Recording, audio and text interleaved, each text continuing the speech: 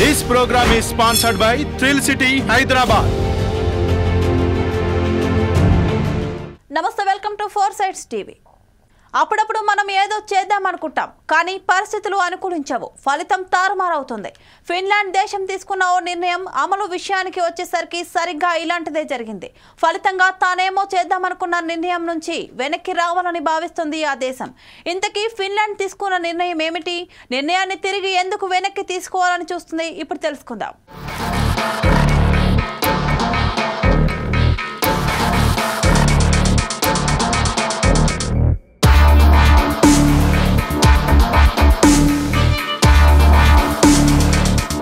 panda ఈ అరుదైన జీవజాతి పుట్టిల్లు మన పొరుగు దేశం చైనా వీటిని జాతీయ సంపదగా భావిస్తుంది డ్రాగన్ దేశం ఇతర దేశాలతో సంబంధాల కోసం అంతర్జాతీయంగా తమ ప్రతిష్టను మరింత బలోపేతం చేసుకోవడం కోసం వీటిని విదేశాలకు బహుకరిస్తూ వస్తుంది అలా దాదాపు 6 ఏళ్ల క్రితం ఫిన్లాండ్కు కూడా 2 పాండాలను ఇచ్చింది డ్రాగన్ దేశం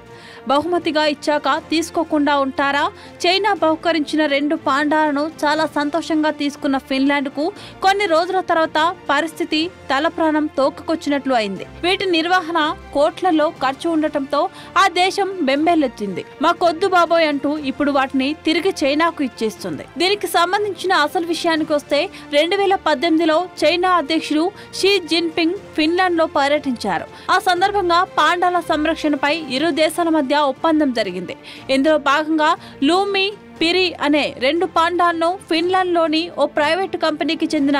జూకు అప్పగించారు 15 ఏళ్ల పాటు పాండాలను ఈ జూలో ఉంచేందుకు 2 దేశాల మధ్య ఒప్పందం కుదిరింది ఈ జూలో పాండాల నివాసానికి అనుకూలమైన వాతావరణం ఇతరత్ర సౌకర్యాలు కల్పించేందుకు సదరు ప్రైవేటు కంపెనీ ఏకంగా 8 మిలియన్ యూరోలను వెచ్చించింది అంటే భారత కరెన్సీలో దాదాపు 74 కోట్ల రూపాయలన్నమాట దీంతో పాటు ఏటా వాటి సంరక్షణ కోసం మరో 1.5 మిలియన్ యూరోలను ఖర్చు చేయాల్సి వస్తుంది వాస్తవానికి ఫిన్లాండ్ దేశం పర్యాటకులను ఆకట్టుకునేందుకు ఈ పాండాలను తీసుకొచ్చినప్పటికీ కోవిడ్ మహమ్మారితో ఆర్థికంగా ఈ జూకి కోలుకోలేని దెబ్బ తగిలింది పర్యాటకుల రాక తగ్గడంతో అప్పులు పెరిగాయని దీంతో పాండాల నిర్వహణ భారంగా మారిందని జూ యాజమాన్యం తెలిపింది ఫిన్లాండ్ ప్రభుత్వం నుంచి కూడా ఆర్థికంగా ఎలాంటి సహకారం అందకపోవడంతో పాండాలను తిరిగి ఇచ్చేయాలని నిర్ణయించుకుంది ఈ క్రమంలోనే గత 3 ఏళ్లుగా దీనిపై చైనాతో చర్చలు జరపగా చివరకు ఇరుపక్షాల మధ్య అంగీకారం కుదిరింది